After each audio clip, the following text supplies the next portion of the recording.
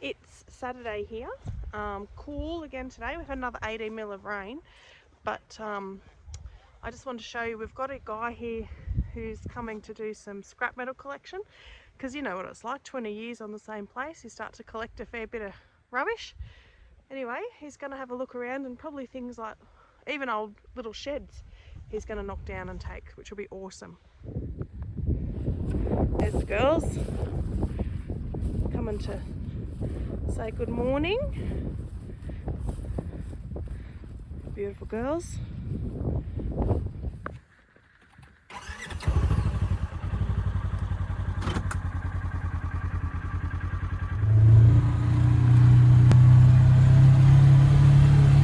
That's a classic example of it needs nitrogen. And this is not the best, it's a bit gravelly, this soil. But see how it's all planted at the same time. And this is a bit of a compaction zone too, where vehicles drive. Yeah, so there's a road right here. Yeah. So, but that spot there, there's probably been a sheep. Maybe die? No, or wee on it? Weed or pooed on it. There's no sheep died here. And that's, nutrition. I'll come and show it closer. From that angle, you should be able to see the difference between the short and the tall. And so it needs some nitrogen so that all of the stuff gets up. That's the That's the farm wife version. If you look down this way, you can you see the real distinct rows. Yep. Whereas you look, start looking down that way. See how the rows are disappearing? Yeah. So when that urea goes on there, it'll just be a complete green mat. Be like a carpet. You won't, and that's when you know you're having a good year. It's very encouraging to come out, because it does actually look like there's some real good, hopeful possibilities for this year, isn't there? It's a long way before it's in the bin yet. Like we could get a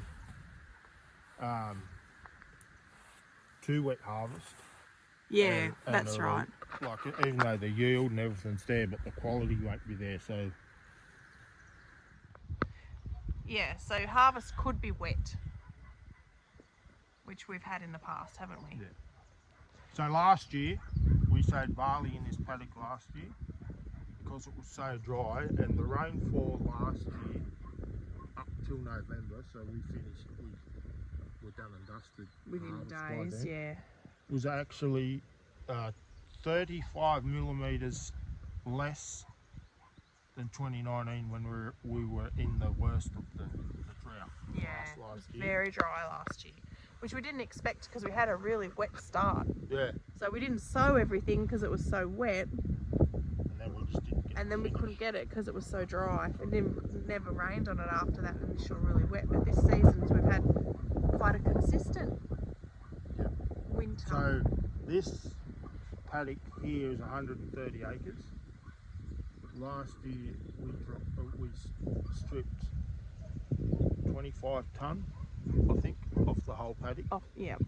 Whereas this year we're aiming at well, if it goes, it should go more than a tonne per acre, but if it goes a tonne per acre, we'll go for a tonne. It'll be 130 tonne. Yeah. Just off this paddock. It's a big difference. From 25 tonne to 130 tonne would be amazing. Big difference. That on is one just paddock. Purely on rainfall, nothing else. Yeah. If I didn't put urea on it at the moment by the plant stabulation, then that we would still get a tonne to the acre. But by putting urea on it, we should. We're giving it an extra chance. We're giving it every chance it can to do the best it can do. A really good crop. Yeah. We'll switch back to the phone rather than the GoPro because it's getting low on battery. You can see how wet that road is. So the problem that you have with growing cereals until recently is that you can't kill like grasses. So that's a ryegrass plant. So with this type of barley that they've created, I can now kill ryegrass and broadleaf all at the same time. So it hasn't touched the barley plant, but it's killing the ryegrass plant, and it'll kill black oats. There's nothing worse than the crop, like when you strip your barley that it's got, and wheat, black oats through it. So that's why you used to have to always have rotations, was because in your cereal crops, which is barley and wheat, oats, you kill all your broadleaf, and but you could never kill your grass weeds,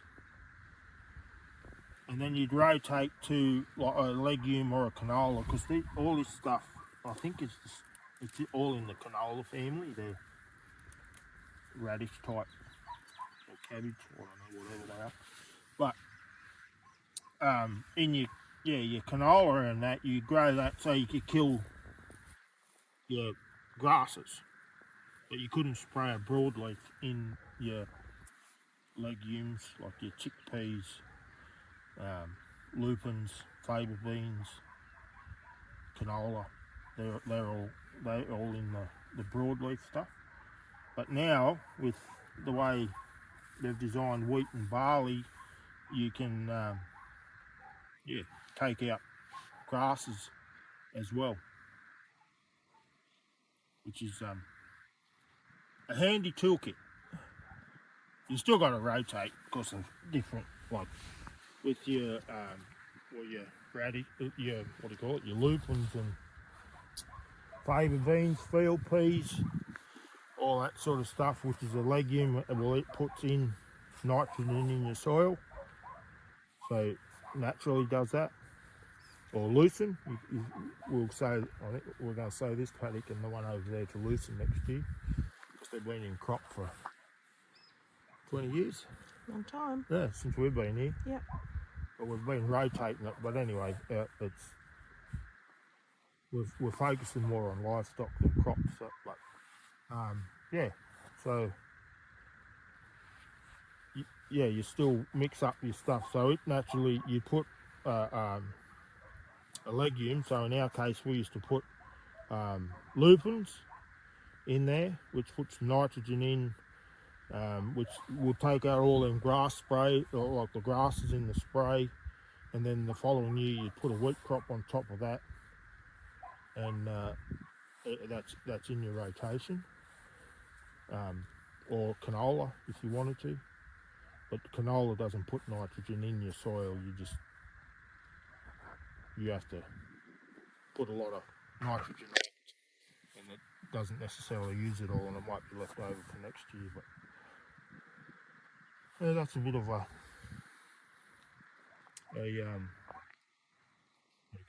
Bit of a little crop lesson. yeah. But the crops are looking good. Well, looking So good. you definitely can see that it needs nutrition, because you can see the colour. See how that's really dark green there? Yeah, I think you can see the change as I'm looking at That's it a through the lighter camera. green. Yeah, you can see the difference in the And colours. that's a darker green, and for whatever reason, the whole paddock should look like that dark green. Swing around and it needs nitrogen in it, and you can see the different lengths. the different we heights. explained that once before, but you can really notice it there. So that's what your urea is going to do, is add nitrogen in. Yeah, and it'll take from that lighter green, Give it that richness. green, yeah. and it'll make it stool out more, and it gives increases your protein in your cereals. Your nitrogen does. So some people put nitrogen out. This really should have been out earlier, but anyway, we couldn't. It just didn't work out that way. But it makes it yield more, as long as you get the moisture, of course. But it makes it yield more, and it pushes more tillers out. But then people will put another lot of urea on, especially in wheat, and it will increase the protein, and the higher the protein, the better the bread. Nice. So that's your bread. Yeah. So, and as far as this goes, because it's stock feed, So the higher the protein in this, the better it is to put weight on your On your animals. stock. Yeah. It looks And beautiful. barley, this stuff will malt, this type, which makes your deer, all that sort of stuff. But you don't put urea on it at the end because you don't want high protein in your malting varieties. I think it's 12, between 10 and 12, I think, percent protein. Yeah. Whereas when you're feeding livestock, you want High protein. 13 sort of the average, but we have grown barley. Well, our barley in 2020 was up to 17% protein. And like that's brilliant. So, yeah. Whereas your lupins, I think they're 23 or 24% protein. That's why you add lupins into your feedlot mix. Righto. Next paddock. Let's have a look. So we're just in it. I'm going to explain because I'm on this. You won't hear Phil with the wind, I don't think. So Phil was just explaining. This is our airstrip paddock for those playing along from home who know the paddocks. And this was the one that Phil sowed the latest in our rotation because of just the way that it all fell, and we couldn't get onto this till last, so it's very much more immature, you can see, than the paddocks we were just in. But he was just saying he hasn't sprayed this paddock for broadleaf yet because it's young. So what the plan will be to put the urea on this first and let it get up and then spray this to kill the weeds.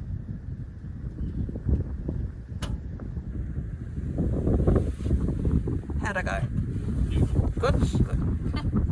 It'll if we get urea on this and we keep getting some rain, it'll end up yielding really well. It'll just be the last paddock that we strip, as long as we get a nice spring. Because it was June when we sowed it, but originally this was supposed to be lucerne. Yeah. And we're going to split this paddock in half because there's a dam up the top, and that's why we fenced that dam out there. So, because it's 145 acres, this paddock. Yeah, it's quite a big paddock, isn't it? So it's a long way for the sheep to walk. It's good for cropping. Yeah. But anyway, the same thing. It's been in crop for 20 years, so we've got to start make some changes. Yeah. And with the feedlot and all that, our business has changed. But yeah, it was going to go to lucerne, and the paddock down there that I was going to sow to barley, well, it's been that wet all year that I haven't been able to get on it. We can actually barely drive this bucky over it, can't we? It's just been wet all year, that paddock. It has. It's not drying out. So I ended up swapping it around to. I was going to say that to lucerne and this to barley, but I still can't get on it. So it's just it's done. Pasture, whatever is coming up in there is coming up. It's fallowed. It's fallowed. But I can't get on to spray the weeds out of it. It's fallowed. And it's messy and ugly.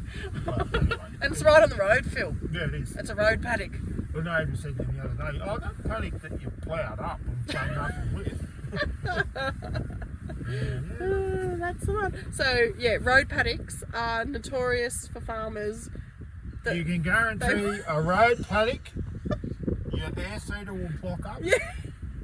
Your boom spray won't work properly, and it's the one that everyone drives past and looks at it and goes, "What on earth were they doing? What is he doing?" It's none of these beautiful internal paddocks that no one can see. Oh, look at that one. No one can see what's happening on these nice internal ones. It's Murphy's Law. If someone can see it, something's going to go wrong.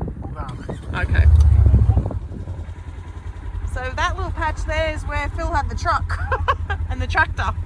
All the extra seed and fertiliser.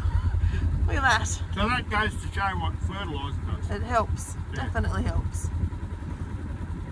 All veggie gardeners know that that's the case. We're just doing it on a commercial scale here.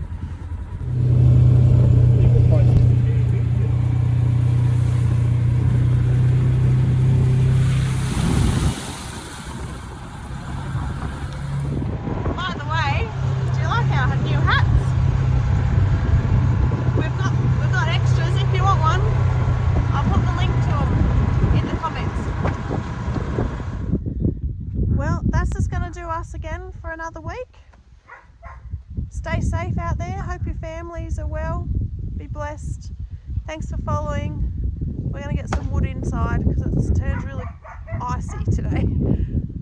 We're going to go in. I'll do some bookwork and some editing, and we'll see you in the next one. See ya.